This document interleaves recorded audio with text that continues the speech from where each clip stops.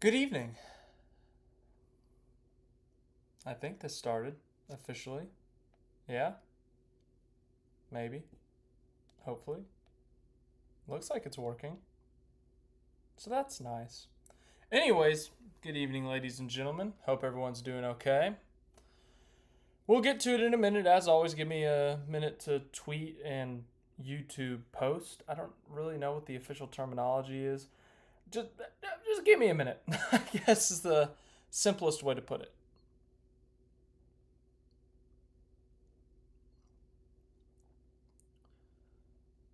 Hello, Daniel Berry Sports Highlights. Hope you're doing all right this evening or morning, night, depends on where you are.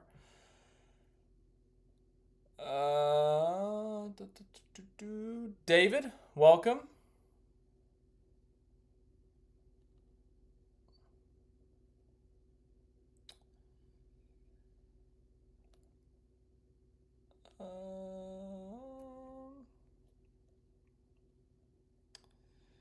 One more thing, and then we are good to go. And I think we're good. So, Zero Apex, welcome. And click this. There we go. Okay, well, and it's not perfectly adjusted, but it's close enough. So, hello, good evening, everyone, or morning, day, afternoon. I don't even know, wherever you may be. Hello. In between the lanes, welcome. Got to be real with you. Did not even know it was the MLB All Star Weekend, and it's Monday. So what?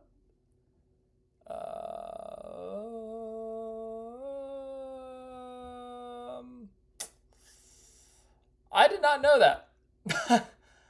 Isn't it usually like an All Star Weekend, or am I going crazy? I don't keep up with baseball enough. I really don't. Like when the Rangers are doing good, I'll pay attention. Even when they suck. Like last year they were bad. This year they're kind of mid. Like outside of that, the All Star game's on a Tuesday. Okay. All right. Sure. Why not? Cool. Could have never told you that. I know that the NBA All Star game is usually the Daytona 500 weekend. NFL All Star game, no one even cares about anymore. It's the week before the Super Bowl, and that's like flag football now or something. So, Lego NASCAR, welcome. I mean, Bowman Gray's the Clash. Well, that's not even the All Star. That's the Clash. Yeah, was that last week or this week? I guess it was this week, maybe. I can't remember, but no, that was a big deal for Bowman Gray to get that back. Obviously, they returned to the NASCAR schedule for the first time since 70s, 60s, a long time ago, before me. So, yeah, it's a historic track. It's known for fights and crazy things on tracks, cars flipping over each other, people flipping each other over. But yeah, Bowman Gray is quite the racetrack for sure. Curious to see how it does next year. But we got a couple bits of news. This one's pretty straightforward. Trackhouse hires former Joe Gibbs Racing executive Todd Meredith as its president of racing operations. Don't really need to go into more explanation of that. Is that the same role that Ty Norris had at Trackhouse? Someone correct me if I'm wrong there. Then over here we have lawsuit stuff. Yay. I'm so excited to keep talking about the lawsuits. Yay. So if you don't know, 2311 in Front Row, they could lose their charters this week as of, I think it's Wednesday. Yeah, 5 p.m. Wednesday. That's why I have this pulled up. I can't even read. But I don't know, and 2311 and Front Row are filing for a new preliminary injunction / restraining order on NASCAR so that they can have the charters back for the rest of 2025. And now 2311 is saying, let's see, what does this say down here? NASCAR signals its intention. Okay, so this is a big part of it. So essentially, what 2311 and Front Row are saying is that Okay, here we go. Here's what's going to happen. On Wednesday, we lose our charters. NASCAR repossesses them, and they're immediately going to sell them off. Well, what happens if we win the lawsuit in December? Those charters that got sold to Legacy Motor Club, the new Rick Ware Racing, and whoever else, do they have to give those charters back to 2311 in Front Row since NASCAR lost the lawsuit, even though they sold it to them? Like, how does that work? That gets all complicated. That gets really confusing. I don't know how that works. I don't know anything legal. And then NASCAR claims that they have made multiple requests to the teams to have some sort of, I guess, what's it called, a settlement in the lawsuit. They don't use that word, but I think that's what that means. If not, my bad. So yeah, that's something else because I think 2311 and Front Row have claimed that they've tried to reach out for a settlement and NASCAR refuses. So someone's lying there, I guess. It's tiring at this point. I don't want the NASCAR season to be over personally, but can we just get to December 1st and get this lawsuit over with? Someone's losing, and that's the sad part of this all, in my opinion. I don't know. I'm sure someone out there has plenty of opinions. So we can get rid of that, and we can go to the race results. Nathan, welcome. Klaus NZ, welcome. Oh, I just remembered. I realized I left a tab out. We will get to there. Denver, I did see that. It was a report, I believe, a full-blown report from Speed Cafe about Jesse Love doing like the Xfinity Series of supercars. Let's see here. Because it was tweeted on like Saturday. Yeah. What's today? Yeah, Saturday. Saturday at 3 p.m. here in the US of A. It says that Jesse Love is in talks for the second-tier Australian Supercar Series. I think that'd be cool. That'd be fun. I don't really know much about the second. I barely know enough about supercars. I couldn't tell you anything about the secondary series. So I think it'd be cool. It'd be fun finally getting an exchange on the other end. I know Larson's tried to get a deal in supercars for a race. Kyle Busch has tried to get a deal for a race. Things have fallen through, so I think it would be really cool for us to send one back since it's been a very one-sided deal. SVG, Cam Waters, Brody Kostecki, Will Brown, it's been very, very one-sided. I guess if you want to go really back, you can throw Marcos Ambrose in there too. So, anywho. MYRX Mirks, if I pronounced that wrong, sorry. 2, welcome. Jamie, welcome. George, welcome. Lenny, welcome. From New Zealand. From Michigan. From North Carolina. Romeo, Michigan. Lake Norman, North Carolina. And then Christchurch, New Zealand. So, yeah, it's pretty neat. It's 3 very completely different places, if I had to guess. So, just the fact that all 3 of those are represented here is pretty cool if you ask me. But, anywho, what do we want to talk about first? I got my tabs pulled up. We got the race results for Cup, race results for Xfinity, point standings, in-season challenge, trash talk on the in-season challenge, which John Hunter Nemechek, let's get to that first. John Hunter Nemechek is already trash talking Ty Dillon. Has he not seen what happens in the past? There's no point. Ty Dillon's going to win this thing.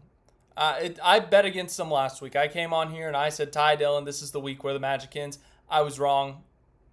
Ty Dillon proved a lot of people wrong. He's been doing that this whole tournament. Now, if we come over here to the points, actually, no, let's not even talk about it because that makes it less fun.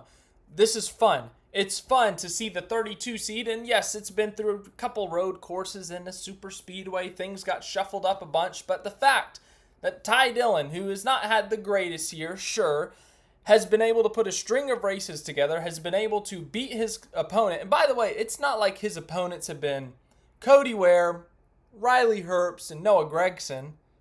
His opponents have been Alex Bowman, Hendrick car, in a fight for a playoff spot. Denny Hamlin, 3-time winner this year. Brad Keselowski, RFK. Now, Brad's had a rough year, but still, the point being that Ty Dillon has had a fantastic run here. He's made an incredible move to literally move Alex Bowman out of the way to advance in the in-season tournament. As I said, like, I really think this concept is really fun. It's a really exciting idea. Sure, there's a few tweaks I would make with the seeding and maybe not having a super speedway to lead this thing off, but even if we factor in the seeding that seemed kind of whack, if we just did it straight up based off of regular season points, Ty Dillon still would have been the 32 seed. He still would have been last.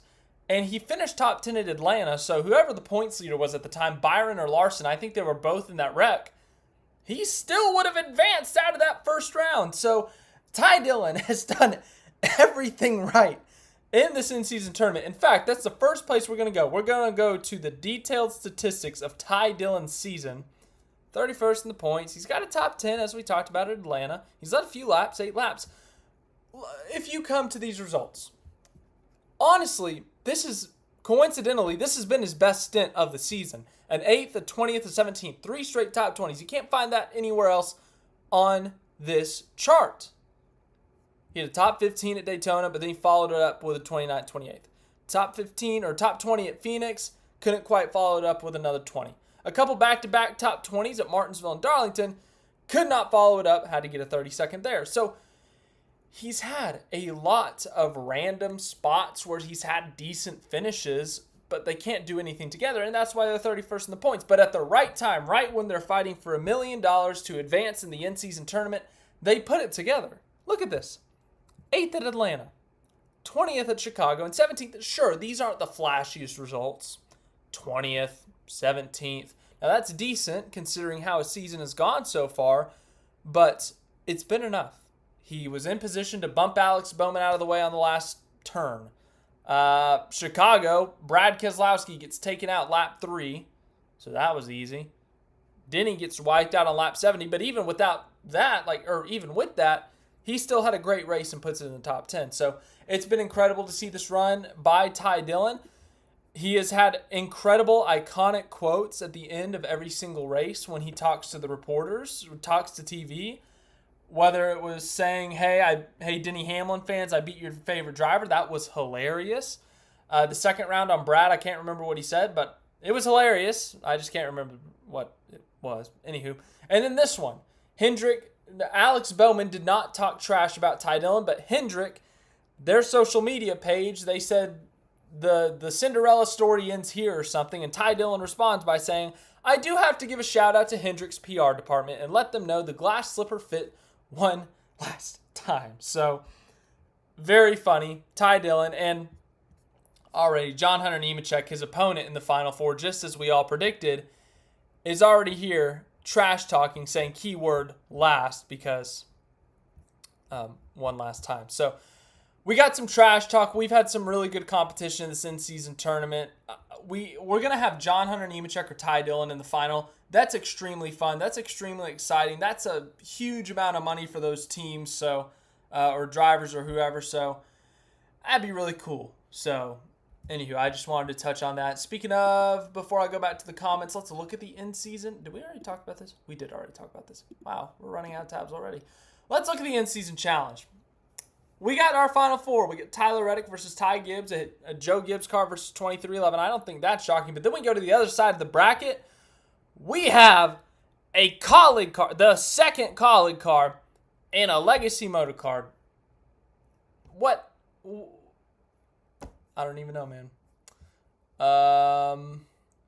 Monty says, I said this in DVC today, but I swear on that last lap, Ty Dillon must have heard me yelling LFG Ty all the way from here in New Zealand. I mean, Ty Dillon's picking up fans from New Zealand. That's how big of a deal this is. So, this run he's going on, this in-season challenge, it's a great way to kind of pull new fans in. It's a great way to kind of spice up the summer a little bit, kind of get people invested in another area rather than just the racing itself. Sure, it's another kind of added feature, I guess. So it's been really fun. I've enjoyed it. Ty Dillon has obviously been the highlight of this tournament, but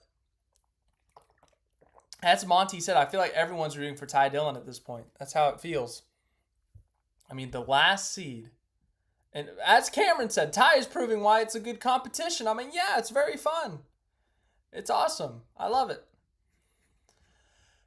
Yes, Jamie brings up an incredible point. Someone pointed this out on the Twitter yesterday, or maybe it was Reddit, then Twitter. I was on the Twitter. I saw it on the Twitter. All four races that Catherine Legge has been in the Cup Series, she's beaten Carson Hocevar, which is just, it's kind of a funny statistic. It's the Live Fast Motorsports car. That car has not been great, and on the road courses they really lack speed.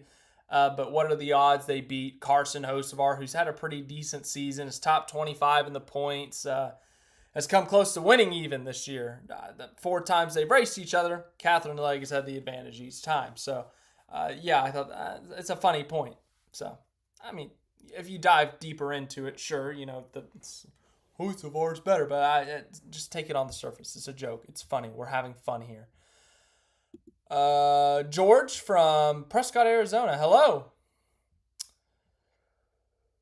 Yeah, we'll see. Obviously, we know what Shane van Gisbergen can do on a road course. The whole question was, we know what he can do at Chicago, the street courses, with NASCAR drivers not having that much street experience. And then you look at Mexico, and it's like, okay, well, it was a brand new road course. He adapts quicker. Well, now he's gone to a track that everyone in NASCAR has been going to as long as they've been in NASCAR. Sonoma's been around for 40, 50 something years, and he did to the field worse than what he did at Chicago. I mean, statistically, look what he did. 110 laps, he leads 97 of them. He wins a stage in there. He finishes second in the other stage. And what was his average running position yesterday? Like a 1.16 or something? I got it in my recently deleted, so that should be hopefully easy to find. It was a very impressive number. Like, you don't see that number a lot. 1.17. Sorry. No, it wasn't 1.16. My bad. Wait. That was a 1.17. My bad. Anywho. Point being that, like, yeah, we expect this on the road courses for him to be in contention to potentially win. And as I said, Sonoma and Mexico was kind of, like, we knew he was going to be the best there because of the circumstances. But I think a lot of people expected him to do really well at Sonoma, be in contention for the win, have speed, lead a bunch of laps. But I don't think anyone expected him to lead 97 of 110 and have this many points at the end of the day. Like, I think that was more of the shock to everyone, and not even, I don't even know if shock is the right word, but more of like we knew he was really good at these road courses, but oh my God, he just did this at Sonoma. If you understand the kind of response I'm trying to put out there. And like, no one was close to him, and sure, some people had quicker lap times and whatnot, but I don't know. It's extremely impressive. And there are people out there saying, oh, well, next week at Dover, he's not going to do anything. And yeah, like, next week at Dover is going to be a rough race for him, more than likely. He's never been there in Cup. Dover is one of the most difficult ovals. There's a lot of difficult, unique ovals that you have to adapt to. But that's kind of what the expectations were for him coming into this year. Do really good on the road courses, maybe even win a couple. He's won 3 already. And struggle at times at the ovals, maybe have a good result every once in a while, more than likely get eliminated in the first round of the playoffs, and that's the rookie season. That was kind of the expectation. So I would say for Shane van Gisbergen, like, they've met expectations, maybe exceeded a little bit. Maybe not everyone saw him winning 3 of these road courses, 3 of the first 4, but as I said, it's kind of just expectations were for him to win road courses, learn the ovals, figure out the ovals. Maybe he'll get there by the end of the year, but for the most part, focus on 2026 as being that, or maybe 2027. I don't even know. It depends on how quickly he adapts to the ovals in the Cup car. So, as I said, heading into this year, the expectation was that he was going to lead a bunch of laps at road courses, win a couple maybe. I don't think anyone saw this coming, like, at all. As I said, like Chicago last week when he leads 26 of 75, wins there, leads 60 of 100 at Mexico. I would say that was preseason. If you told someone that, they'd say, yeah, like Chicago, that's his place. That's his home track in the U.S. essentially for how good he is there.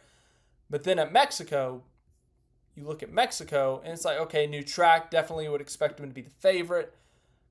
if he goes out and dominates, I would expect that. But if you tell someone preseason he's going to lead 97 to 110 at Sonoma, I think that's where you'd see, okay, I could see him winning, but not that much. So I don't know if that makes sense to everyone.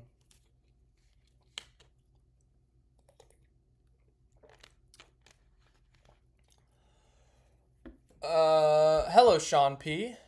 Sorry I'm behind. Yeah, in between the lanes brings up a fantastic point. We have in the in-season tournament Final Four, we have 3 ties against John Hunter Nemechek. We have Ty Dillon, Ty Reddick, and then we have Ty Gibbs. What are the odds? I don't know what the odds were, but if you had that on your bet slip as a parlay, you are rich beyond belief. So congratulations to you. Honestly, you probably would have gotten like 15 to 1 odds on Reddick if I had to guess. Gibbs might have been a little bit longer, like a 25 to 30. These two, if you have money on either of them to win the tournament and they win it, you're rich. Very rich. So congratulations to you. Jamie says, I'm thinking 26 will be the last year for Busch and Brad. Busch just activated that, what's it called? The option. He picked up the option, or RCR picked up the option for 26, so I don't think so. Brad, maybe. Maybe Brad hangs it up. I mean, I don't even know where he is in the points right now, but he's had a horrible year. We all know that. Okay, well, he's moved up to 27th. That's better for sure. But it's still been a bad year. When we go up to his teammates and we look at Buescher up here 10th in the standings, Priest in 14th, Brad is a far way off of that. So, maybe, I don't know. Brad's not even that old, is he? 1984. Oh, okay. Well, he's older than I thought. He's 41. I don't know why I still thought he was in his late 30s. My bad. Maybe. I don't know. No clue.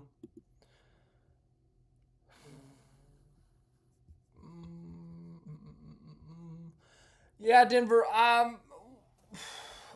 The biggest threat to SVG would be, once again, at the tracks that everyone's been to multiple times, but we saw how good he did at Sonoma in his first Cup start. We saw how good he was at Watkins Glen last year. I mean, he ended up throwing that win away, obviously, but when we go back to Watkins Glen in, a month? Like, I don't see any other outcome for that. Unless he gets taken out, unless someone shows up just rapid fast. Chase Elliott's really good at Watkins Glen. If Chase Elliott shows up on his game, they have the car perfectly set up. I think Chase Elliott could potentially put something up there, but I'm not 100% confident in that. Kyle Larson's won at Watkins Glen before, but Kyle Larson's kind of all over the place on these road courses. Like, you really don't know what you're going to get. You could get him winning. You could get him running 13th. You could get just a solid top 5 day. You could get him wrecking himself out. Like Kyle Larson, road course. And can we talk about Kyle Larson for a second? This guy led his first laps since the Coke 600 at Sonoma. That's like 5 or 6 races. And the only reason he led them was through the pit cycle. He stayed out, opted to try to win a stage, which he didn't even end up winning, and lead 2 or 3 laps. He has not led laps on pace since May.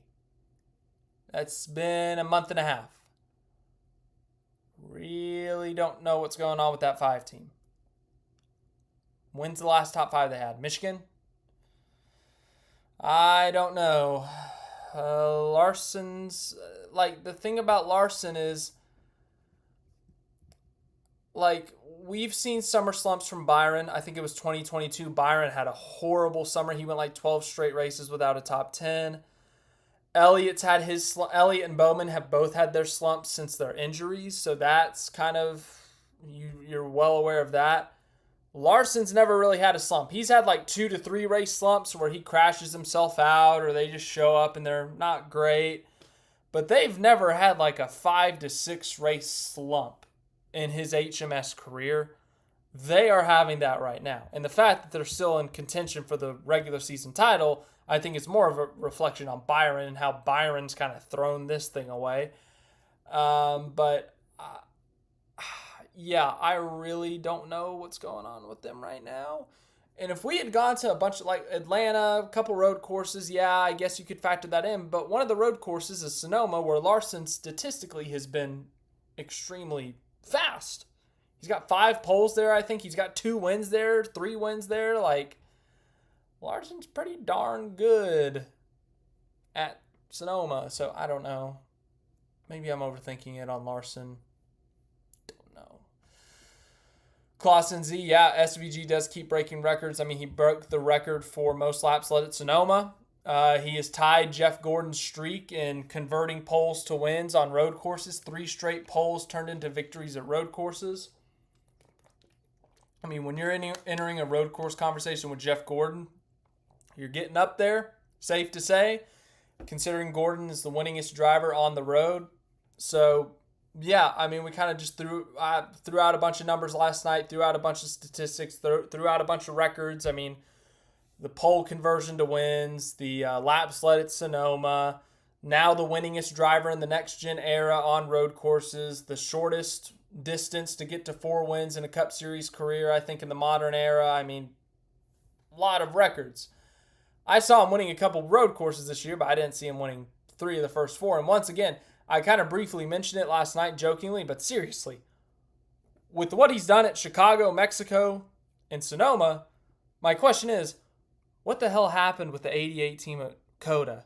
Like, the halfway point of that race hit after he led 20-something laps and won a stage. I don't even know if they won a stage, but when they seemed to be the best car, after Kyle Busch passed him, what happened in that race when Busch, Bell, Byron, and Reddick were all outpacing him? Like, what did they miss so badly the second half of that COTA race? Is genuinely asking. Monty says that New Zealand loves rooting for the underdog. I think everyone loves underdogs. Like, when Harrison Burton won at Daytona last year, that was so fun. When Chris Buescher won Pocono in the fog, that was so fun.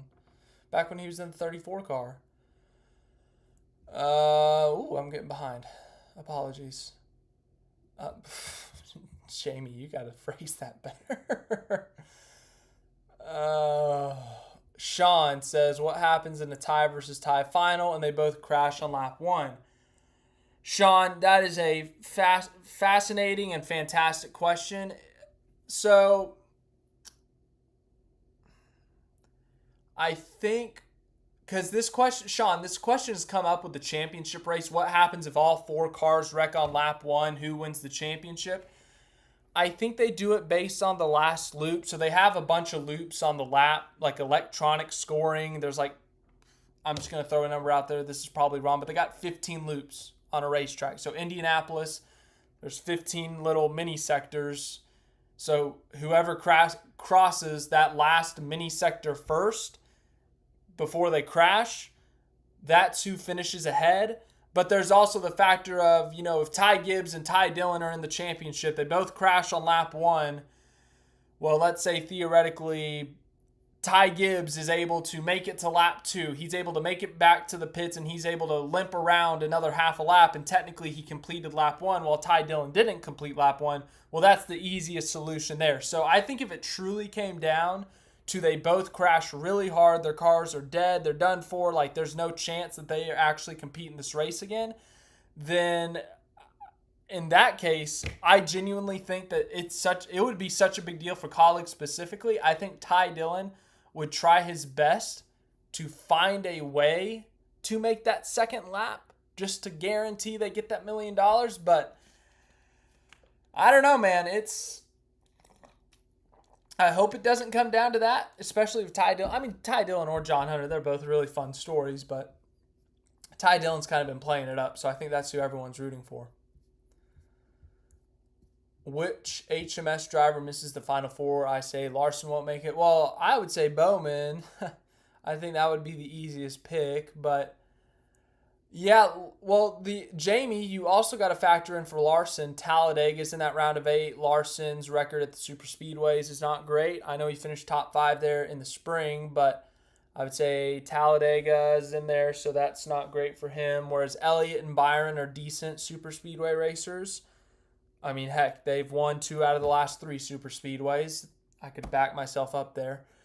But yeah, I would lean Larson to miss right now. I don't even think I had him in my preseason Final Four for the sole reason that Talladega was in there. And Talladega replaced Homestead in there, which is like just the double whammy for Larson. I mean, not only are you losing Homestead, arguably your best track, you're getting Talladega thrown in there, which is your worst style of track. Like that's his nightmare. So, yeah.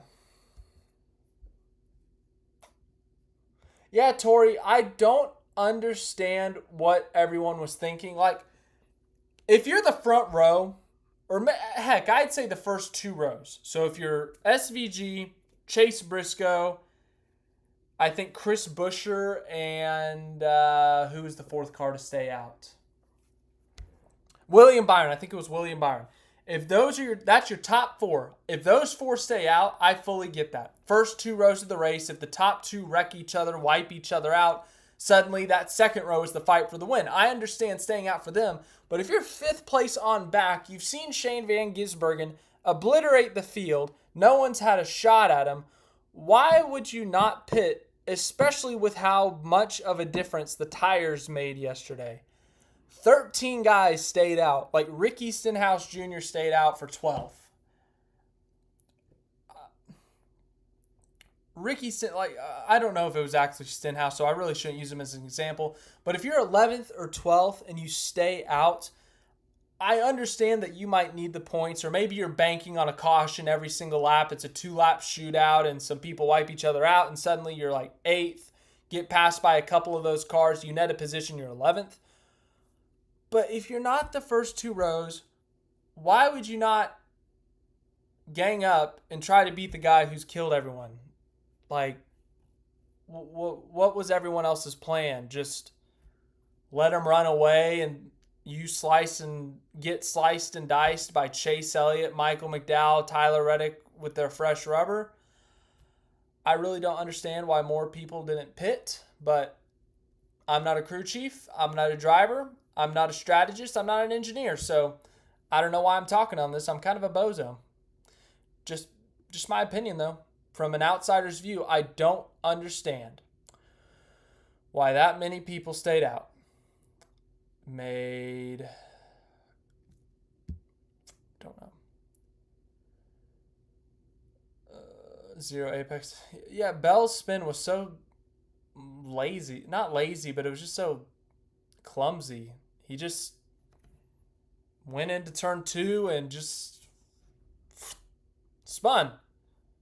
He almost took his teammate with him. He got lucky, but anyone know which Cup driver has the longest winless streak? Jamie, I know this answer. First of all, Ty Gibbs does not have a win, but I guess you could count since his first start, that would be a winless streak. So it's not Ty Gibbs. It's actually Justin Haley. Justin Haley has not won since 2019 at Daytona. He's been full-time in Cup since 2021, I want to say. And I think he's made a few select starts on top of that. So the winless streak's like 150, 160 something. That's the longest. And then if we want to go down the order, if we just want to go to the standings, and let's talk about winless streaks. Byron hasn't won since Daytona. Elliott's on a 2-race losing streak. Larson hasn't won since April.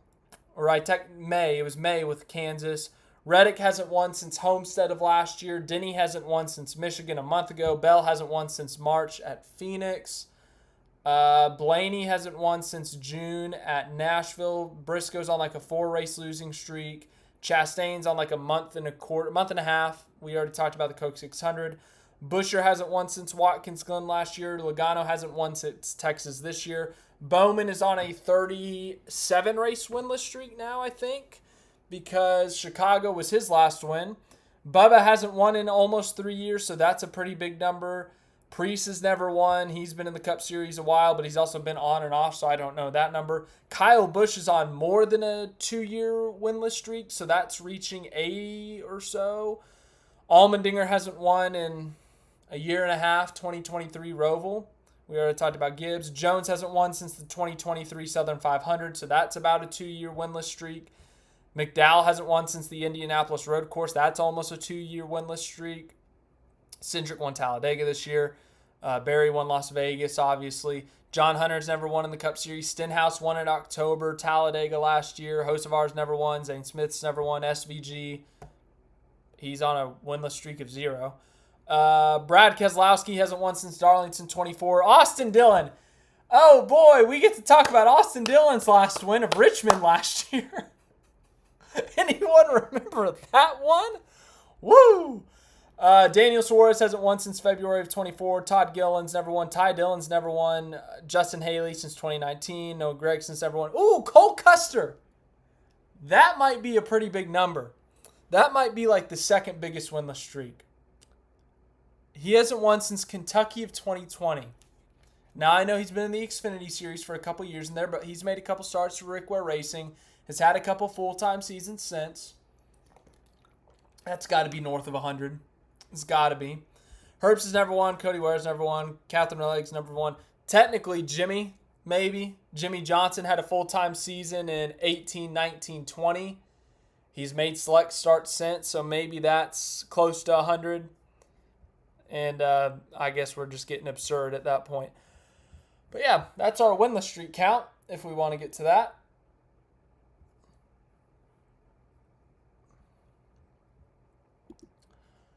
I think, yeah, but Tori, so back to SVG at COTA, I asked, what the hell happened at COTA? Like, why were they so far off there? I mean, they've obliterated the field in the other 3 road courses, so what happened in the second half of COTA when they ended up finishing 6th? The thing is, Trackhouse had speed that weekend. SVG, I think, was the fastest in practice. They qualified 6th. Zilisch, Ross Chastain, and Suarez all qualified well. Zilisch had extremely competitive pace before his crash, the terminal crash, and the lap 1 crash. That completely eliminated him from any sort of competitive result, but he drove up through the field despite it. Chastain had speed. Suarez had speed before he wrecked himself. I mean, they had speed. Maybe they didn't have winning speed, but they had like 5th to 10th place speed. But what did they find from March to June that translated so well? Or does SVG, is that just COTA just doesn't fit his style as well as some of these other places? I don't know.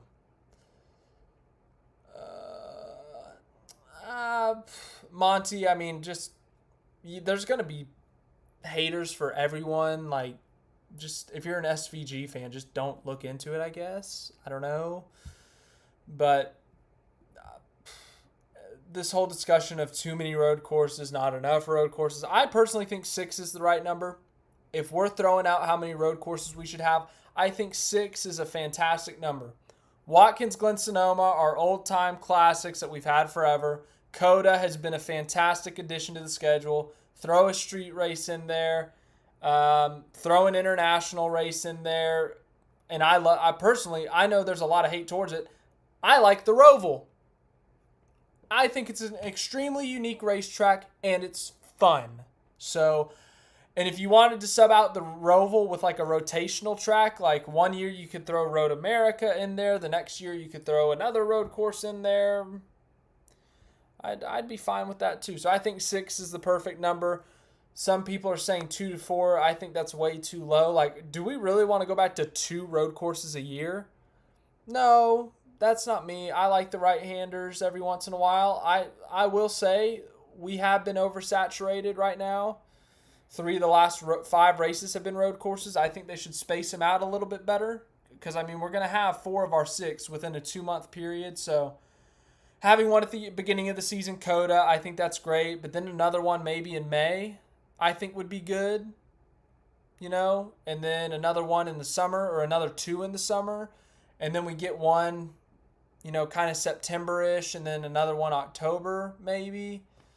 So I don't know. I did that fake schedule a couple of years ago where it was like if I made the schedule, but I also like completely changed it.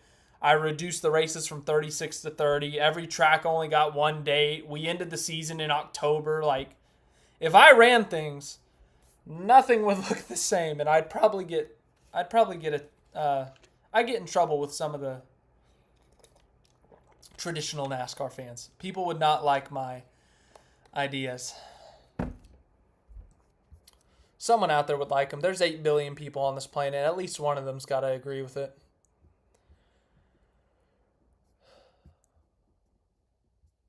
Kyle Busch won since Ty Gibbs took his place at JGR. Kyle Busch has won 3 races at RCR. Ty Gibbs has won 0. So,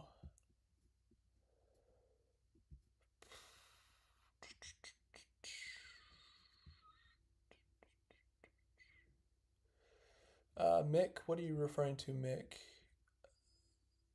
Oh, yeah, that was COTA 2023 or 2024, whatever last year was. Yeah, George, I think, well, George, you're not here anymore, but thanks for being here. Kyle Busch and AJ Allmendinger, I think, could be fun additions to the playoffs. Kyle Busch is actually, shockingly, if we go to the playoff picture here, Kyle Busch has shockingly pulled himself back into this thing. He was kind of in this range a couple weeks ago. Well, all of a sudden, if this truly comes down to points, or even if, like, let's say our next 2 winners are Reddick and Buescher, Kyle Busch is very in position to point his way in. He has 6 races to make up 37 points. That's less than 10 points a race. I can't do math quick. You're going to have to give me a second. 37 divided by 6.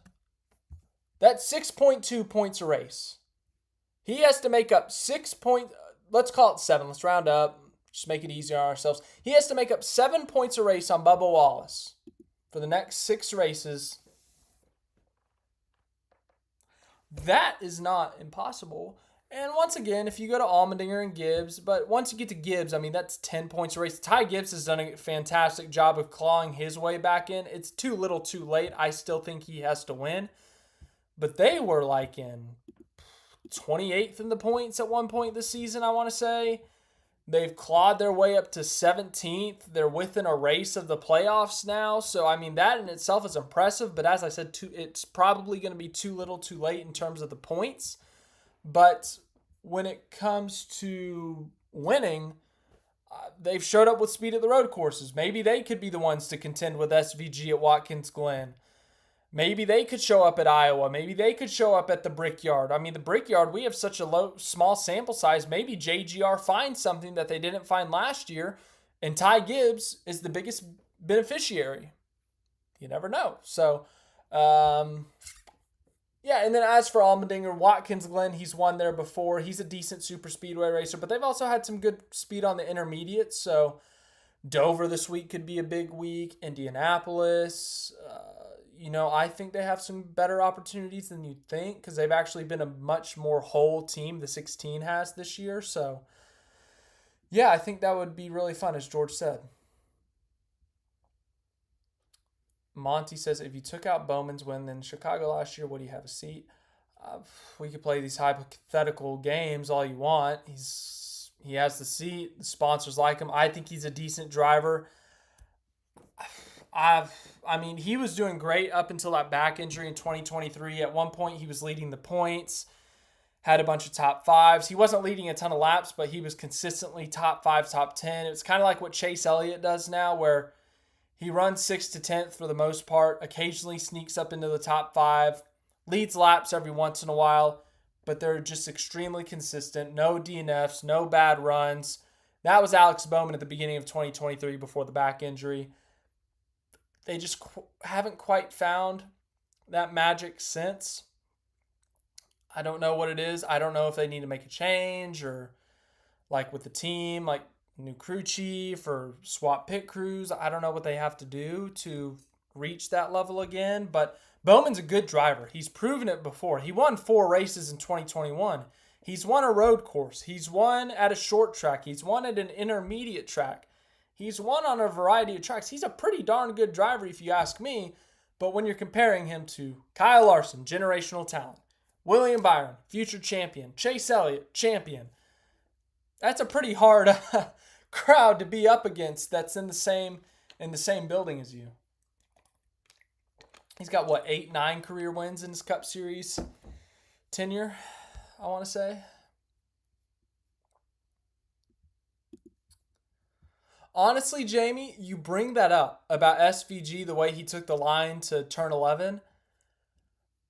Honestly, I thought NASCAR was going to say something about that because everyone would get below the solid white line to take turn 11, but SVG would he would split that line in half. I mean, maybe that's where he was finding some speed. Obviously, that wouldn't be enough to beat him that day, but I don't know. I thought they were going to do something, but I don't think it's like a problem, but it could get confusing at some point. I don't know. 5 road courses plus up to 2 street races, no more. I'd be fine with that too. Once again, I think 6 is the sweet spot. If you wanted to push to 7, I think that's absolutely the limit.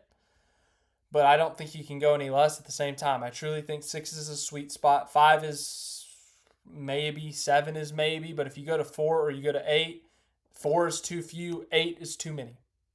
We cannot be knocking on the door of a quarter of the season being road courses, but we also can't be on the door of a ninth of the season being road courses. That's not enough. Any idea why they don't race Laguna Seca? No idea. No idea. Couldn't tell you. Fabrication Work says, SVG said it in the interview, the team is engaging with what he wants on the car. He has way more of a say on the road courses. If you watch Coda back, the other drivers did him pretty dirty on the restart, but I feel the adjustments he was asking for went the wrong way. I don't remember the restarts at Coda. I remember the one where Elliott got dumped by Chastain, but that was also the race start. So, obviously, when you have a world-class road racer like Shane van Gisbergen behind the wheel, I think he's going to have pretty good input. So for Trackhouse to take that, I think that would be pretty smart. As for the road course Coda restarts, as I said, can't remember it, so I'd have to go back and watch and see what you're talking about. What are Kyle Busch's strong tracks? Oh my goodness. Monty, I wish you asked me this 5 years ago and then asked me now, because 5 years ago I would have said everywhere. I would have given you the same answer I give about Kyle Larson, everywhere but the super speedways. But now the answer is a much narrower, you have to go to specific tracks.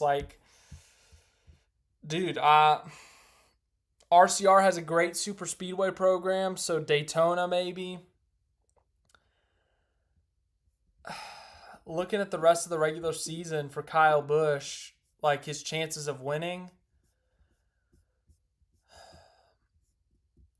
maybe the Brickyard, they could find something. Once again, we don't have a lot of sample size there. Same thing with Iowa, but Iowa kind of similar to Richmond. In Richmond, you look at how well Austin Dillon did last year, but Kyle Busch was nowhere to be found. So when we look at, we are within the stretch where we can fit the rest of the regular season into the screen. We are officially to that point. Daytona, I hate to say it, but Daytona is what I like most for Kyle Busch here. He almost won that race last year. Richmond, once again, he was not fantastic. His teammate was, and maybe they learned something for that. Maybe they show up there. Watkins Glen, they've had 3 top 10s on road courses this year. They were arguably the best car at Coda before that last caution. But really, you're going to bet on Kyle Busch making the playoffs to beat Shane van Gisbergen, who's literally just thrown the rest of the field across the room on the road courses? I don't know about that. Iowa, Indy, Dover, nothing really sticks out to me for Kyle Busch right now. Watch them show up at Dover and just absolutely obliterate the field or something, or just be in position all day and a late race restart happens and he wins. That'd be something. So, Monty, to answer your question, I don't know what Kyle Busch's strong tracks are there because they're kind of all over the place. Darlington, they made the right strategy call last year and they about won that race, but if they win Darlington this year and that's their only win, well, they missed the playoffs. Gateway, they won 2 years ago. That was 2 years ago. Bristol is one of his best tracks historically, but I don't think RCR has been great at Bristol in a long time. New Hampshire, I don't know. Kansas, he about won the Kansas race last year, but the same story as Darlington. If he wins there, it's been too late.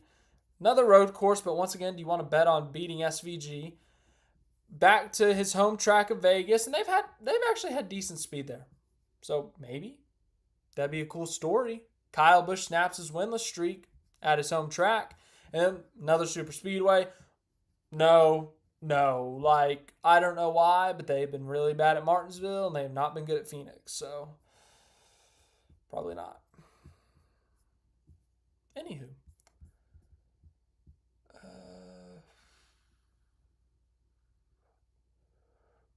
Jamie, Jamie, that's an interesting thought, but I don't know, man. That's tough. I don't know how the financials work there, and then also, Jamie, you got to factor in they're gonna want to charter for that second Wood Brothers car. That's a lot of money. Now, obviously, if NASCAR goes and repossesses the charters on Wednesday and sells them, then maybe they could cut a deal. I don't know, do one of those payments, like a 24-month payment. How much would you have to pay a month for a $50 million charter? 50, it's probably like $2 million a month. $2.08 million a month. Oh, that'd be really funny.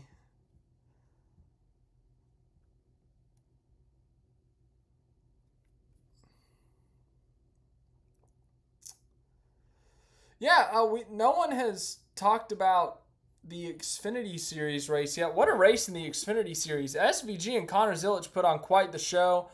And that's the irony, is that in the Cup Series this year, outside of Coda, no one has come close to matching or beating SVG. But when we go to the Xfinity Series, one guy has beat him.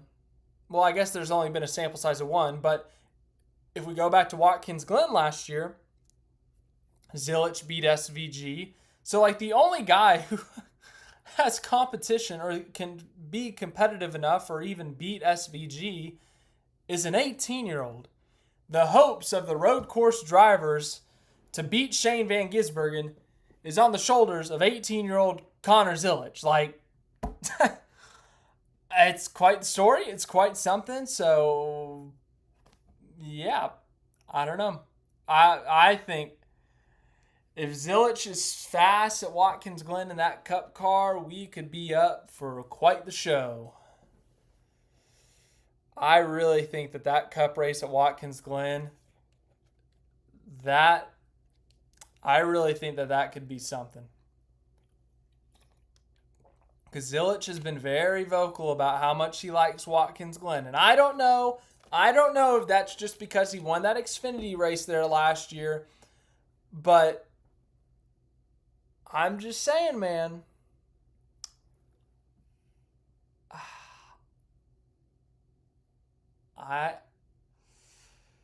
I think he's the only one who could put up a threat at Watkins Glen outside of the scenario I brought up, which is like if a Chase Elliott shows up and does everything perfect.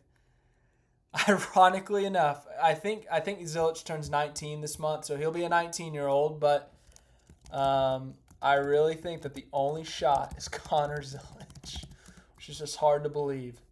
Yeah, he turns 19 in 8 days, so there you go. There's some math for you. Okay, I saw these comments. So Denver pointed it out here, or said something about it here. Guys, there are no team orders in NASCAR. That's how you get fined. That's how you get in trouble. 2, Shane van Gisbergen, there is zero benefit of him going to the Xfinity Series for 5 starts this year, 4 starts, 3 starts. There is zero purpose. There is zero sense in showing up to the Xfinity Series for a few weekends a year and letting someone else win. I don't care if it's your teammate or not. Now, obviously, he's not going to go out there and wreck Connor Zilisch because to go back to that is your teammate. That's your future teammate in the Cup Series. You don't want to do anything to piss off your teammate or ruin a relationship or also impact his championship. But you are literally there to win races. There's really no point in letting a guy win. I don't buy into that at all. I think Zilisch just played defense perfectly. I truly do. I don't know. So I know I saw a lot of people commenting that on Saturday. I'm sorry. I just don't believe it. I don't believe that a guy who's a full-time Cup driver is just in the Xfinity Series for the trophy would let someone win, because truly a second place finish for SVG does nothing for him. It doesn't even do anything for JRM. The 9 car isn't even in the championship fight. Like, that 9 team is literally just there to win races, which they've done at Mexico. They've done at Chicago. Like, the entire purpose of that team is just to go and add to the collection of trophies. So, yeah, I don't buy into that theory. I think Zilisch just played really good defense. Hats off to Connor Zilisch. That's my opinion. I know some people have different opinions, but that's just me. Pastel Ninja K says, is it time to ring the bell for Larson? I don't believe that he really is in a slump, but ever since the double to 5 team has been off, they still have some really good finishes. Then you kind of come down here and say, kind of reminds me of the slump the 11 went through last year, but Larson has more speed. So I understand where you're coming from. That's a really good reference, Pastel Ninja K. Referencing the 11 last year is a fantastic reference point, because if you look at Denny Hamlin, the first third of 2024 through May, I think his last win was mid-May at Dover. That was his third win of the season, but that ended up being his final win of the season, and they can never really find that speed, that championship level that they found at the beginning of the season. They never found it in the summer. They never found it in the playoffs. They fall short. Well, look at Kyle Larson's 2025 season. They win 3 races in that early stint of the season. Their last win comes in mid-May at Kansas. Since then, they've been off. They have not found that speed again. They've had decent speed at times. As you said, they've had like good speed. I think it was at Michigan. I want the standings, not the race results. If we go to Kyle Larson's results here recently, top 10 at Pocono, top 5 at Michigan, top 10 at Nashville, but crashes at Sonoma, crashes in the 600, crashes at Mexico. Atlanta's Atlanta, so we didn't really expect anything out of there, but 13th at Chicago. Like, there's something off for sure. I just don't know. I really don't know what's up with this 5 team right now, but I think that's a really good reference point. Referencing the 11 last year. It's a really good point. Duke Chronic says Connor and Shane can sweep all of the road races next year's teammates. Dude, that would be insane. That would be a fantastic a fascinating statistic.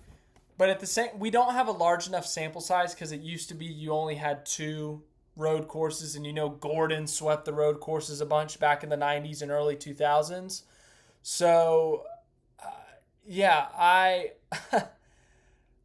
what would this be like the first time if there's 6 road courses on the schedule next year, and let's say SVG wins 4 and Zilisch wins 2? Would that be the first time a team has swept the road courses, like an organization has swept the road courses, like with 5 or more road course races? Because even in if you go back to 2021, Hendrick might have done it, because Larson won COTA and Road America, Elliott won COTA and Road America. Larson won the Roval, Watkins Glen, Sonoma. Oh, but Bell won the Daytona road course, so he snapped that. So that's the closest we've been when it comes to 5 or more road courses. So I think Trackhouse, maybe not even next year, but the next 3 years, I think that window's open, as long as Zilisch and SVG are there and Trackhouse provides the good enough equipment. I think those two are gonna win all the very well could win all the road courses.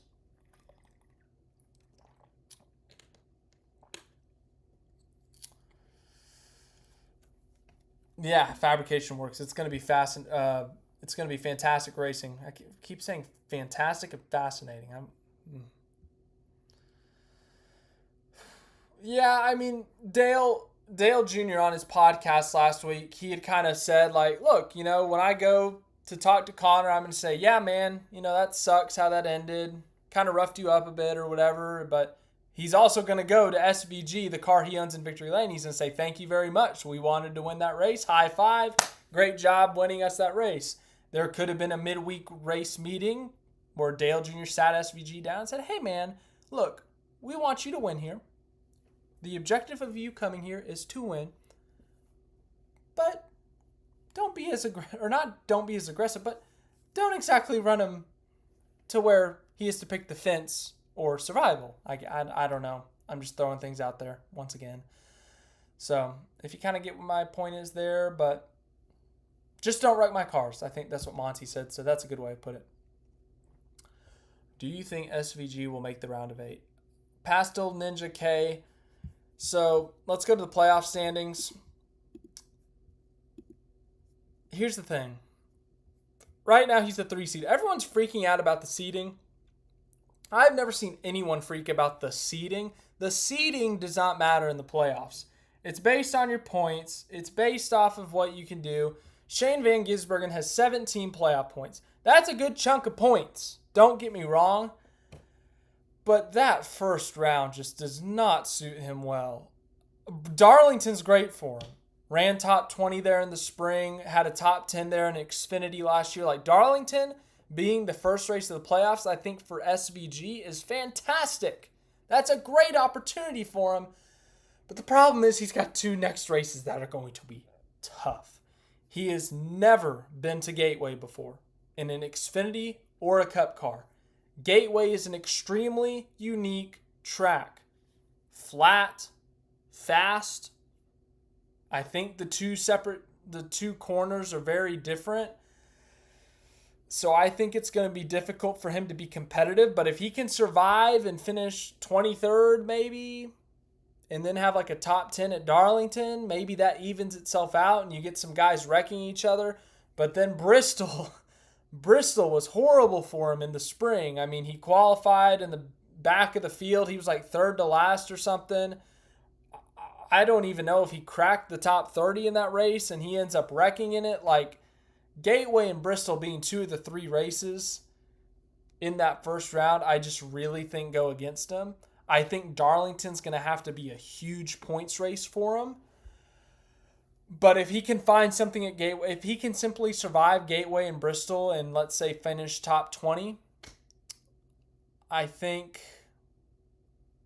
maybe he could get out of there. And if he gets out of that first round, I think he's in the round of 8 because the Roval is in that round of 8.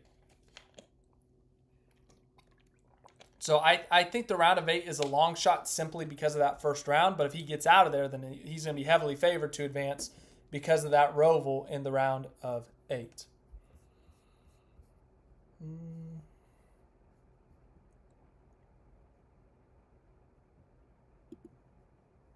Yeah, Duke Chronic, the 9 car in Xfinity usually wins. But ironically, Duke Chronic, if we come back to these point standings, Ross Chastain is 9th in the point standings in the Cup Series. Shane van Gisbergen is 26th in the point standings. Daniel Suarez is 29th. Guess which one has not won a race in the Junior Motorsports number 9 car? Ironically, it's Ross Chastain, who's the most complete driver at Trackhouse, who's the best driver at Trackhouse in terms of the overall speed, in terms of the scoring points, being up front. Ross Chastain is the only one who has not won in that JRM 9, and he's had 4 starts in it so far this year. I think this is his last one. This may be his second to last one, so there's a lot of irony in that.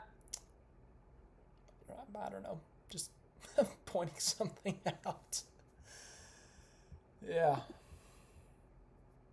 And I'm not saying I don't think anyone would think that I'm saying like Ross Chastain's the worst of the Trackhouse. I mean, as I said, he's the most complete driver out of the 3, but it is extremely ironic that he's the only one at Trackhouse who has not won an Xfinity race this year in that 9 car.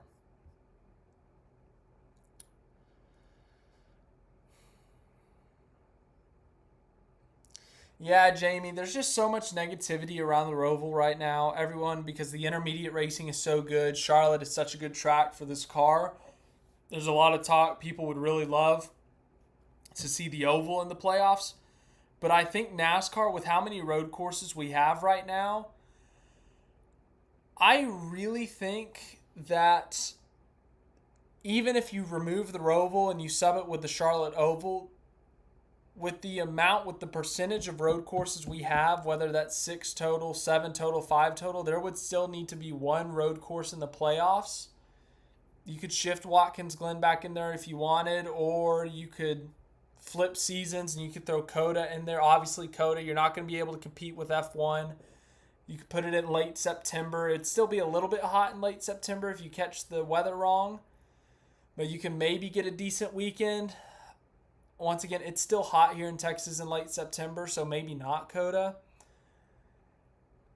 It's a tough call. I don't know what they would put in there, but you got to have a road course in the playoffs if you're going to keep this many. And I just don't know which one you would put in there. So, I don't know. Well, Duke Chronic, I think we said the same thing about Sonoma, and that didn't exactly work out too well for everyone else. So, I'm not ready to say that either, but I mean, you never know. You could be right. You know, AJ Allmendinger could show up there. If Connor does go to Trackhouse, does that mean... Okay, so Nee brings up a fantastic point. Nee, by the way, if you could do me a huge favor and put in the comments, tell me I'm a bozo and tell me to pull up the fantasy rankings after I talk about the number situation because I keep forgetting about it. So if you could help me out there, that would be very, very nice of you. Anywho, there's been this debate ever since Suarez has left Trackhouse or they mutually parted ways, whatever. When it's eventually announced that Zilisch is going to be in that car, what number are they going to make him? Do they give him the 88 because he was the 88 in Xfinity, and then they give SVG? Then you give SVG the number 97, the number that he had in Supercars, the number that he ran in Xfinity. That's a personal number. But when they announced Shane van Gisbergen to drive the 88, they said, I think Justin Marks said that they wanted to establish a history behind a number or something for the organization.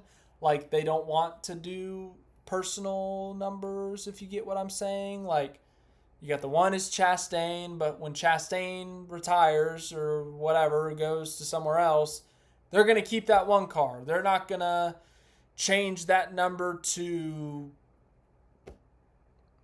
57 because Kyle Larson goes to Trackhouse and that's his dirt number. Like, I don't think they're going to do that. So I think it's more team numbers at this point, if you get what I'm saying. So maybe Zilisch just simply slips into the 99. Maybe they really like the advertisement. They really like the merchandise. They really like the 87 number, and they just fully establish him as the 87 car. I don't know. I swear I read somewhere that 87 is like a Red Bull number. Like, somehow Red Bull has a very sentimental attachment to 87. Of course, I Google Red Bull 87 and just Connor Zilisch pictures are everywhere. Okay, I'm just going to look up Red Bull. Maybe it was like the year they were founded or something. Oh! Nailed it. Red Bull founded or introduced on the 1st of April, 1987. So there you go. That's why it was such a significant number. Personally, everyone's talking about how the 88 looks so much cooler. And don't get me wrong, I think the Red Bull colors on a race car, an F1 car, a NASCAR car, a supercar, a rally car. I think Red Bull just does a really good job with the simple paint scheme and they just have a really cool logo. I think the 87 number looks really cool. I don't know why. I don't know why I think anything. I don't know why the chemicals in my brain click and they say, ooh, 87 Red Bull. Pretty car. I like it. I don't know. So I think they should just stick with the 87.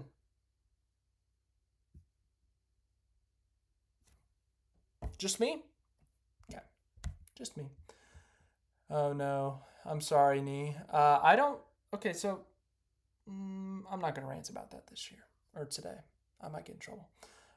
Yeah, I didn't control when that ad went in. I'm not clicking buttons up here do an ad now. It kind of just randomly picks when to do it. I did pick the balanced feature versus aggressive though, so Jamie, that's a fantastic question. I have no idea on the triple numbers. Klaus NZ. Okay, Klaus NZ. Thank you very much. Klaus NZ saving us. I cannot wait to see how bad I did at Fantasy NASCAR this week. I don't know why I pulled a separate tab when I can just come over here and we're done talking about this. By the way, have you guys done the 36 for 36? I'm not too bad at this 36 for 36 thing. I missed a couple races in there. I will admit it. But look at this. If it would click, work. Go backwards. Oh my goodness. Okay. History. Maybe that's it. I would like to point out I had the 19 winning Pocono. Nailed that. The 5 winning Homestead. Nailed that. I was at these races. That's why I forgot it. That's my excuse there. So I've got 2 wins in the 36 for 36. I think that's pretty impressive, especially the fact that Briscoe was one of them. I just would like to brag about that. Everything else I've missed pretty bad. Todd Gilliland at Atlanta, Buescher at Chicago, Chastain at Sonoma, Cindric at Atlanta. Should have saved him for Talladega. Oh well. Brad at... Where did I have Brad winning? What was the 4th race of the season? Phoenix? That was Vegas. So yeah, that was Phoenix. Martinsville, I got a lot of points out of it, but Elliott didn't win, so I got it wrong. Dover, I think I'm going to save Ty Dillon for Indianapolis just in case. Dover, I might go Bell or something. I'm saving SVG. I should have used him already, obviously, because he won, but I was saving him for Watkins Glen. Because Watkins Glen redemption, like I had that set in my mind, but that I should have used him at any other road course. I mean, he could very well go win Watkins Glen, but anywho. I'm saving Blaney for Phoenix. I'm saving Logano for like Gateway or Richmond. I think I'm going to use him at Richmond. Barry, I think I'm using at Iowa. Hamlin, I'm using somewhere in the fall. Bell, I'm saving for Vegas in the fall.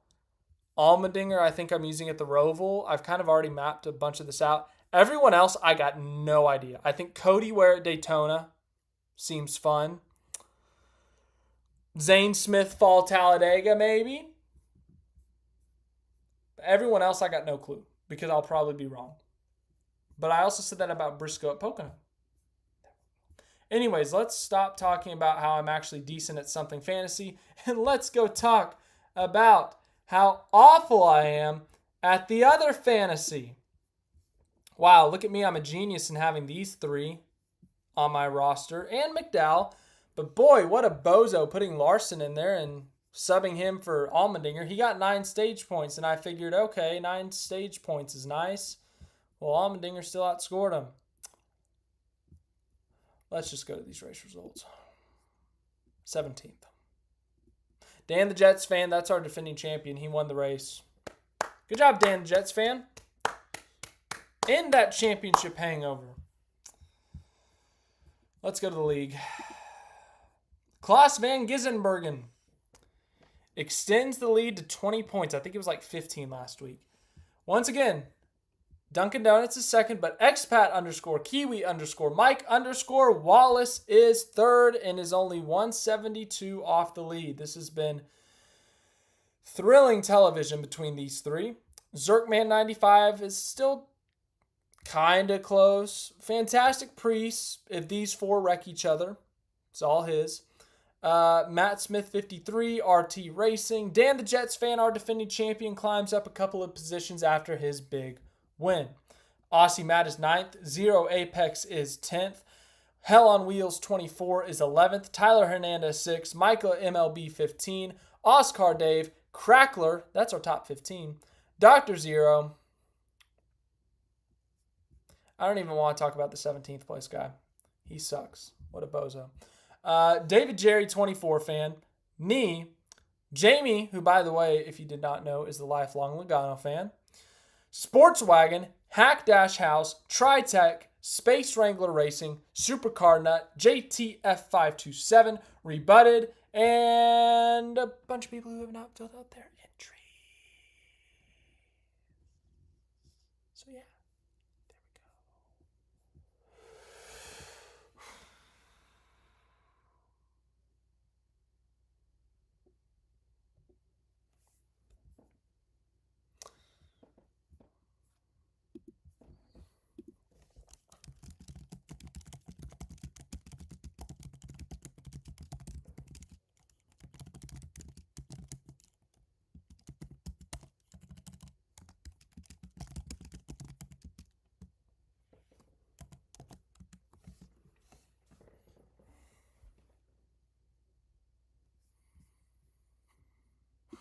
Well, Pastel Ninja K, I can't use Bowman because I've already used him up. I don't even know where I used up Bowman. I mean, I might put him in my fantasy lineup because you said that, because everyone knows so much more about fantasy than me. But if we go to 36 for 36, where did I use Bowman? Where did I use Bowman? I better have used him at like somewhere where he could actually do something. Daytona, Atlanta, Coda. Okay. All right. I will say Bowman is really good at Coda.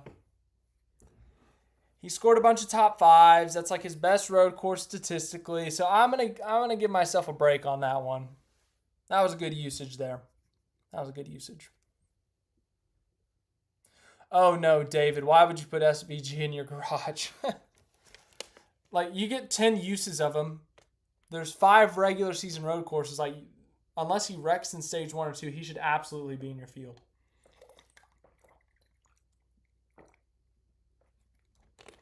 Stay hydrated, ladies and gentlemen. Boy, I stink at everything. Andy, hello from New Zealand. We just went over the fantasy results. We also made fun of me because I'm horrible at this NASCAR fantasy thing. If I knew why, I would get better, but I don't know why because I suck. Oh my goodness, it's really frustrating. Like, I should not be taking it this seriously, but I want to do good, but I suck. Yeah, David, we're hanging out in the lower part of the teens, so. Oh, it's a frustrating experience. I just need to get better. I've been saying that for 20 weeks now, but I just need to get better. I remember when you used to be able to organize this website by lap sled. You can't do that anymore because it's actually quite interesting, NASCAR website people. Because look at this. Shane van Gisbergen, 28th in points, has led 208 laps. That would put him 208. 1, 2, 3, 4. Wait. 1, 2, 3, 4, 5, 6. That puts him 7th on lap sled in 2025. Would have been nice to not have to count that myself, but oh well. Jamie, I don't think that's really a question, with all due respect to Riley Herbst. Like, I mean, yes, SVG's won on road courses, which was expected, but honestly, even if you take that out, he's been beating Riley Herbst. So, like, does Riley Herbst even have a top 10? No, he does not. I really thought Riley Herbst was going to do better. Now, I'm not going to sit here and tell you I thought he was going to win a race or make the playoffs, but I thought maybe he could sneak up there and get like 25th in points. No. His best finish is 14th at Texas. Riley Herbst has the same best oval finish as Shane van Gisbergen. So, yeah. Really don't think that's a question, Jamie, on Rookie of the Year. I mean, I know the award is based off points, and let's be real, Riley Herbst probably won't win a race this year. And even if he does, I don't think he's going to outgain SVG in the playoffs. So, no, Jamie, he actually is 9 whole positions lower than Shane van Gisbergen. So, it's really not a question at all. No, once again, no offense to Riley Herbst. Andy, what's been happening? You have missed our discussions about Shane van Gisbergen winning again. Shane van Gisbergen versus Connor Zilisch in the Xfinity Series, and how thrilling that could be at Coda, or at Watkins Glen, in the Cup Series. We have talked about the points. We've talked about Kyle Larson's slump. We have talked about Kyle Busch's chances of making the playoffs. We talked about Ty Dillon's chances of winning the in-season tournament, how fun he is. We have talked about Rookie of the Year battle now. We've talked about how bad I am at fantasy NASCAR.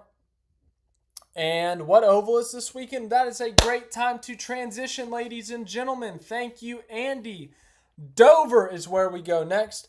Dover is our entry list this week. We have 2 races. We have the Xfinity Series and we have the Cup Series. Let's go through our Xfinity Series entry list and let's talk about our significant entries. Nick Lights is in the number 07. Ross Chastain is in the 9 car. Remember, he's the only Trackhouse driver who has not won in that car this year, despite being like 20 positions higher in the points. Garrett Smithley's in the 14. At the age of 125, I'm just kidding, it's Jake Finch. Jake Finch is in the number 17 car for Hendrick Motorsports. Eric Almirola is in the number 19 car. Coming down this order, we have Raja Karuth in the number 32. At the ripe young age of 125. Same story for the 45, 125 years old. Same thing for the 53. And I think I missed someone. Who did I miss? Did I miss someone? Did I miss a significant entry? I feel like I did.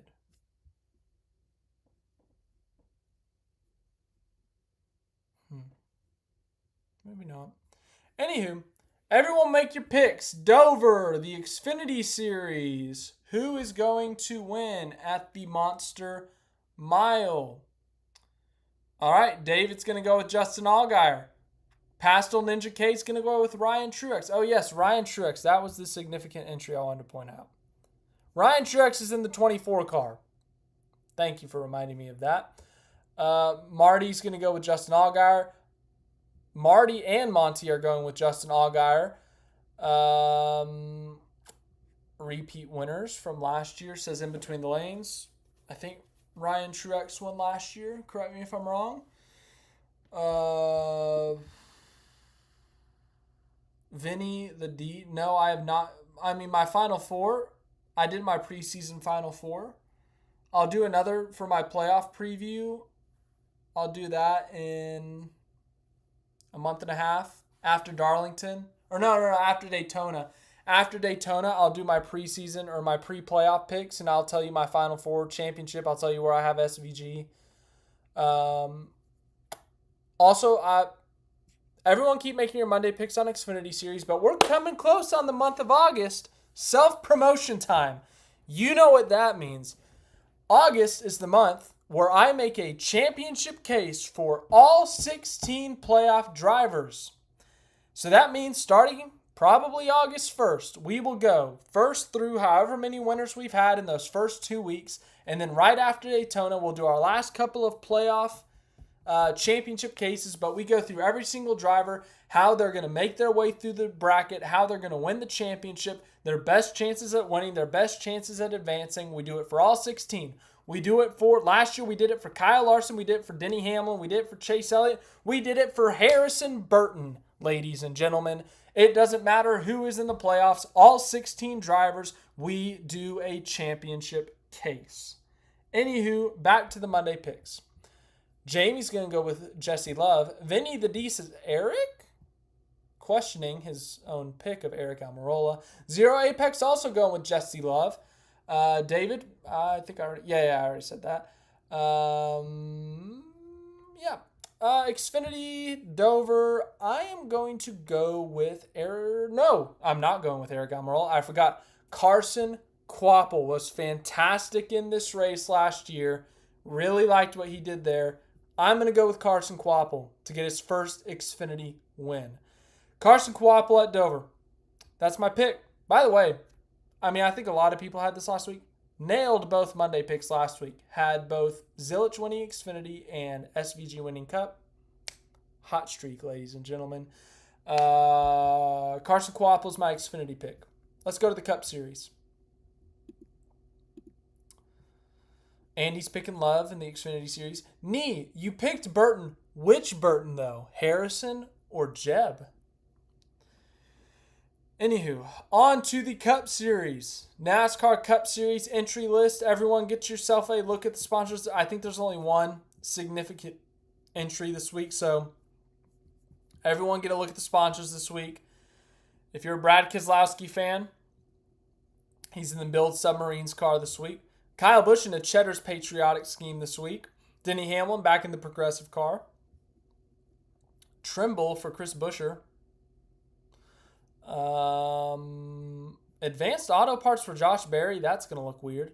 Shell Pennzoil, normal for Logano. Space Force for Bubba Wallace. What?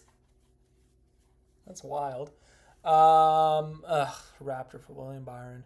Loves for Todd Gilliland. Hey, they got nice bathrooms at the gas station. I gotta say, they do have really nice bathrooms. So, Loves, you got my endorsement. If you want to send a deal my way, give me some free gas. That'd be cool. I love your gas station. I love your bathroom. It's great. Just chill.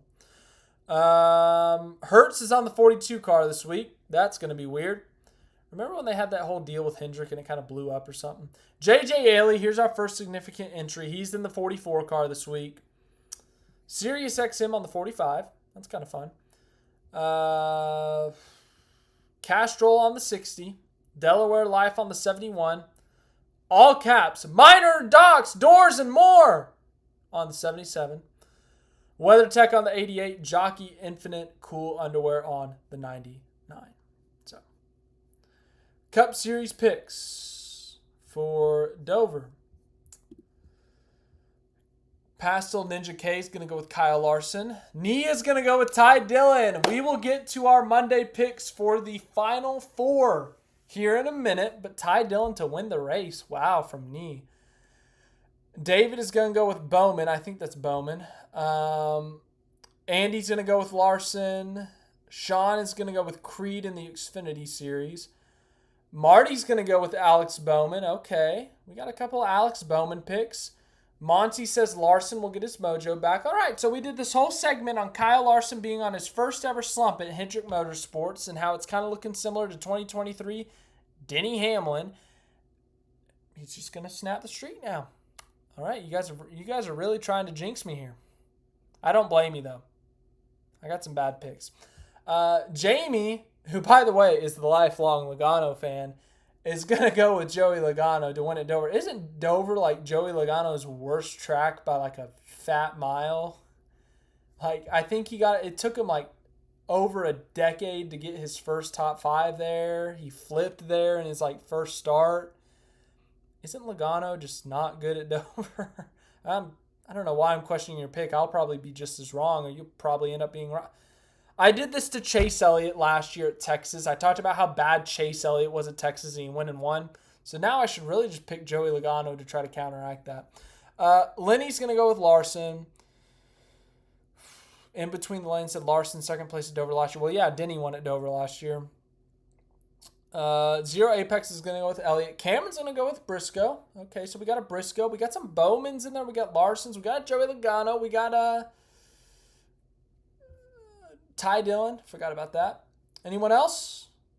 Anyone else want to make some Monday picks? I mean, we got quite the variety. And it's a realistic variety. Like, I could see Briscoe, I could see Elliott, I could see Larson, I could see Bowman, and heck, I know I just kind of trashed Joey Logano's Dover stats, but I could see him winning at Dover. He's a champion. He could win anywhere.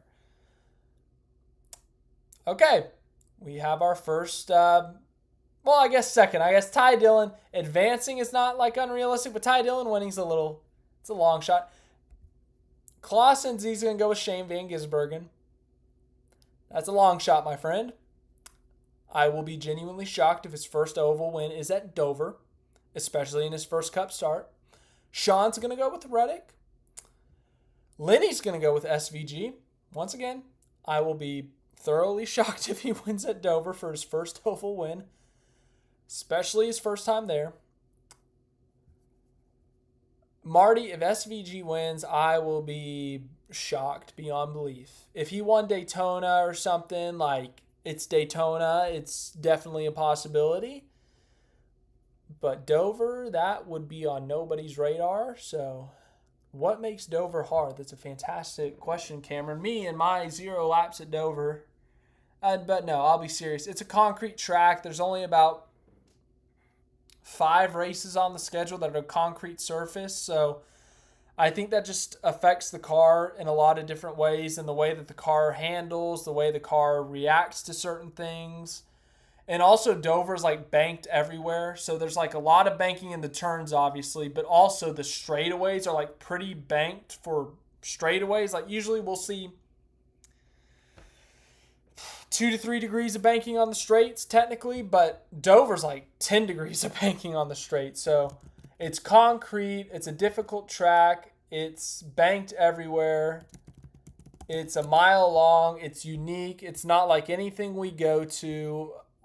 I mean, it's okay. So the straightaways, it says, are 9 degrees of banking and the turns are 24 degrees. So you're constantly leaning left.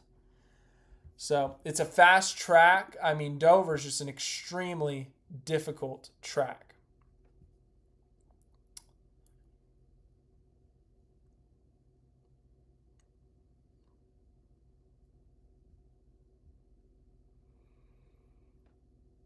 Yeah, Monty, it would take I mean, there's been some big wrecks at Dover in the past. Anyone remember that 2016 when Jimmy Johnson's gearbox decided to crap out and he wrecked the entire field? I think Matt Kenseth went on to win that race, but I mean, that took out like the entire top 7 at the time, like Dale Jr., Jimmy Johnson, Martin Truex Jr. Like, it took out a ton of cars that day. So, anywho, any other Monday picks? Anyone else for Dover? The NASCAR Cup Series returns to the Monster Mile in July. This is never a July race. This is extremely weird.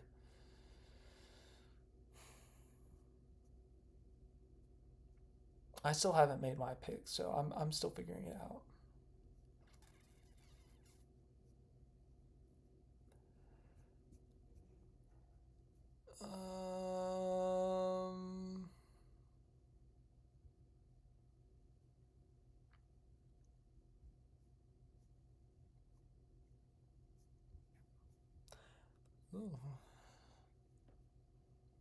I feel like every time someone ties like the most wins in a season, one of those guys like unties himself. Denny Hamlin. I don't know. That feels like a solid pick.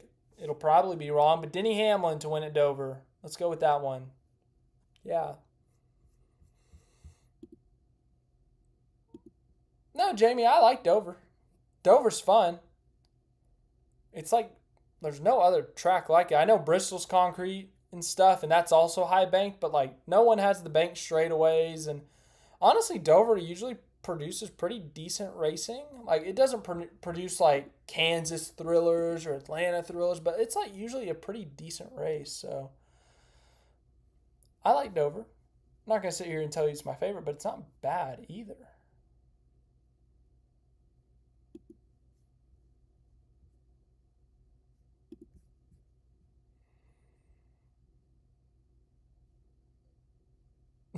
Denver, that would be funny. Denny Hamlin wins and he makes a gesture at NASCAR. I mean, I don't think him making any gesture at NASCAR would help their court case, so I think he's got to keep it somewhat tame. But I'm ready for that to be over.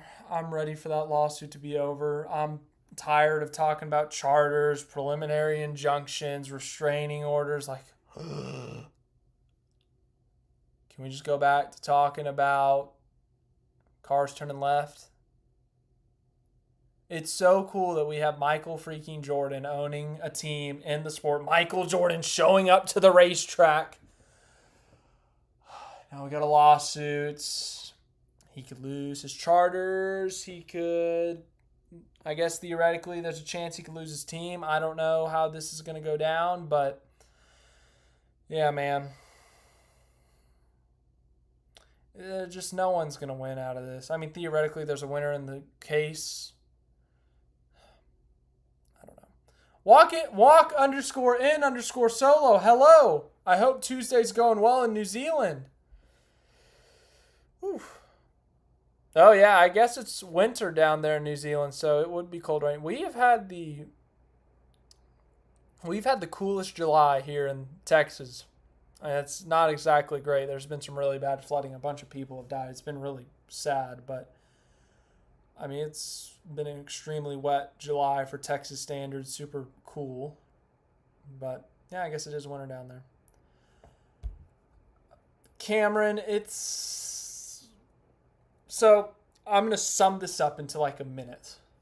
I'm probably going to do a really bad job. I'm probably going to miss a lot of details that are probably important. But here's what happened. Last year, there were the charter negotiations. The charters are NASCAR's version of the franchise, right? They've been valued as high as $40 million a piece, and now they're being valued at nearly $50 million a piece. So that is a very important thing. Not only does it guarantee you entry into the field every single week, it guarantees you a lot more money, and also it's kind of an investment. Like if Rick Hendrick wanted to sell the team in 15 years or 10 years, that charter value will go up a lot because just 7 years ago, charters were worth $6 million a piece. So they have skyrocketed in value. Well, last year, the charter deal came to an end. On December 31st, 2024, that was the last day of the deal. It turned into, and it expired. That's the easiest way to say it. The deal expired. So over 2024 and 2023, the NASCAR teams who had the charters and NASCAR itself had to negotiate new terms for charters. It got really ugly. Big words were thrown around. One team owner said that they felt like they were being held at gunpoint, that NASCAR was forcing them to sign the charter. Then at Atlanta, NASCAR gave them an ultimatum. They sent them an email at 7 p.m. at night and said, hey, you sign the charter by midnight or we take your charters and you don't get any charters. Well, 2311 and Front Row Motorsports were the only two teams to say, screw you, we will fight you on this, and they are opting to sue NASCAR, whereas the other teams were like, ooh, we don't want to deal with this anymore. We want to do what's best for our company, keep ourselves in business, not try to get shut down. We're going to sign this charter deal. Whereas 2311 Front Row, as I said screw you, we're going to sue you. So, yeah. There were some terms in the charter deal that really kind of irritated some people, including one clause that said if you sign this charter deal, you are not allowed to sue NASCAR. I'm trying to remain unbiased here, but yeah, okay. I need to move on. So Cameron, if I explained that horribly, I apologize, but it's just not fun to watch all this go down personally for me. I'm just not enjoying it. Walk_in_solo says, I'm late, but quick question for noob NASCAR fan. Why can't NASCAR introduce... Dude, you just asked the biggest question in the history of NASCAR. I have no idea. Dude, it's such a simple concept. Like when we had the 3.5 mile coda, we would throw cautions for something that should be a local yellow, and then we'd burn all these laps at the big coda when we only had 60 laps. I don't understand why the local yellows are so difficult for NASCAR to have. I will say they have done better in the past like 3 years since more road courses have been added, but it used to be really bad. Like back when we only had Watkins Glen and Sonoma, like if someone went around, we treated it like an oval. Instant you see a car spinning, it's a caution. Well, now they've gotten a little bit better, but there are still times where it's a bit absurd, where it's like, what are we doing here? Why is that a caution? So you really, truly just asked the biggest question in NASCAR history. I don't know why we don't have local yellows. It's such a simple concept. Literally every other motorsport does it. I don't know. I really don't know. Yeah, and we use a blue flag, apparently. Blue flags in like every other motorsport. Isn't that like lapped car, get out of the way? Whereas in NASCAR, we don't care about the lapped cars, which personally I am fine with. But yes, I don't know. It's weird. Well, Cameron, I'm glad I explained it decently. Somewhat decently, or you said that I explained it well. Once again, I probably missed some big details in there. There's a bunch of articles on it, but it's just been ugly. It's really been ugly since early 2024 when some of these there were reports coming out of teams like threatening to do on-track protests, like to show their displeasure with NASCAR in this process. There was reports of, as I said, the owners saying they felt like they were being held at gunpoint. Like, it's been such an ugly process since early last year. I wish it went down better. I wish everyone was happy, but it's Earth. It's humans involved. So at the end of the day, not everyone's going to end up being happy. So yeah, I can't wait for December 2nd, simply because it'll be over. We don't have to talk about it anymore. Unless, of course, the teams lose. And then we have to talk about the potential of 2311 and front row shutting down. Tyler Reddick leaving 2311. I mean, the after effects. Anywho. Yeah, we do have the blue and yellow flag for the lapped cars. But that's really not like... Lapped cars are allowed to fight the leaders to stay on the lead lap because we have the lucky dog and whatnot. It's more, I would say that's more for a very slow car. Like that's like their heads up to say, hey, the leader's about to lap you. Please make up your mind on what lane you're about to go really slow in.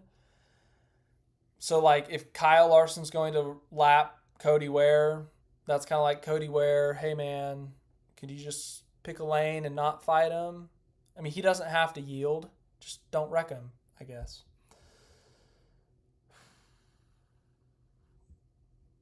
Oh, yes. Oh, my goodness. We need to make for the final time, for the second to last time, our Rapid Fire Monday picks. Rapid Fire Monday picks, ladies and gentlemen. The final four for the in-season challenge. You got to pick between Ty Reddick and Ty Gibbs. Tyler Reddick and Ty Gibbs. Everyone, Rapid Fire Monday picks. Reddick, Gibbs, 45, 54. Monster Energy. Who are you going to pick? 5, 4. Rapid Fire Monday picks. Let's go. Monty's going to go with Reddick. Denver's going to go with Reddick. Marty's going to go with Reddick.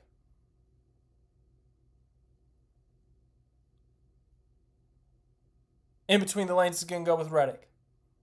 I'll get back to the other part of your pick later.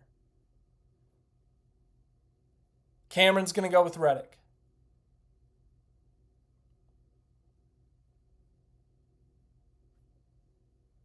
Five, 4, 3, 2, 1. I'm going to go Ty Gibbs. Literally everyone has picked Reddick, so I'm just going to go the opposite. I'm going to go Ty Gibbs. I mean, Jamie's picked Reddick. Zero Apex has gone Reddick.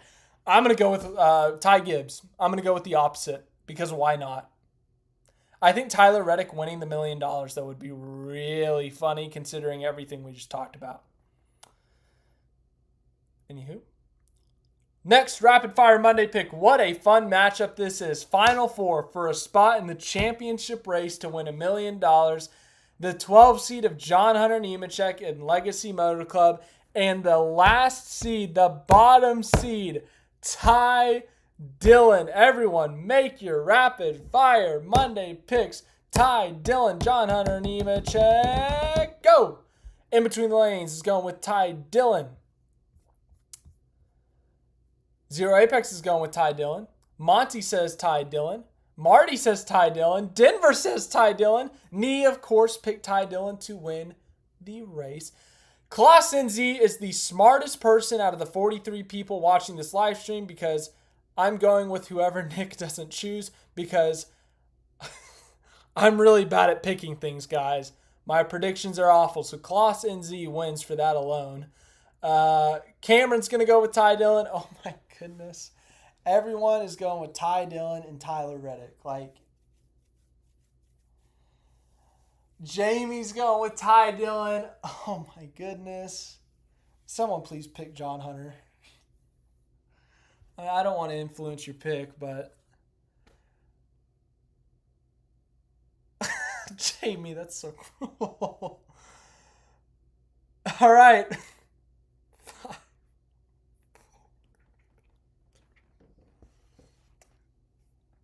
I'm going to look up. Someone please pick John Hunter. Oh, my God. I know I picked Gibbs simply because everyone picked Reddick, and literally everyone picked Ty Dillon here. But damn it, it's such a fun story. And I bet against them last week, and man, did it come back to slap me in the face. If I'm going to go down, I'm taking you all with me. Ty Dillon to make it to the championship of the in-season tournament, baby. Come on. I mean, everyone's rooting for him at this point. It's not even like John Hunter Nemechek's a villain. John Hunter Nemechek's a very fun option, too. It's just that Ty Dillon he's been so fun to watch. His post-race quotes, they've been promoting the crap out of it. He was the lowest seed in this thing. It's so fun. It is so much fun. David's going with Ty Dillon. Everyone's going with Ty Dillon. I could probably text my 93-year-old grandma right now. I think she'd pick Ty Dillon too. Everyone's rooting for Ty Dillon. Anywho, wow. Got really exciting there for a second. Well, ladies and gentlemen, Denver, I hope that was a typo, but the B and the P are not really close to each other. I hope you mean a fun pest, but I've never heard of a fun pest. The pest of the in-season tournament. Dude, if Ty Dillon wins the in-season tournament, we're literally, like, there could be a 3-wide photo finish at Indy for the win. I'm telling you right now, Ty Dillon winning the in-season tournament, even if he finishes like 33rd, that's going to be the entire focus of the Indy race recap. Like, there is no other situation I could see that something else ends up being a bigger storyline. So, Ty Dillon is... Okay, Denver did mean fun pest. Fun pest. So, I'm going with Ty Dillon versus Ty Gibbs. The battle of the ties in the championship.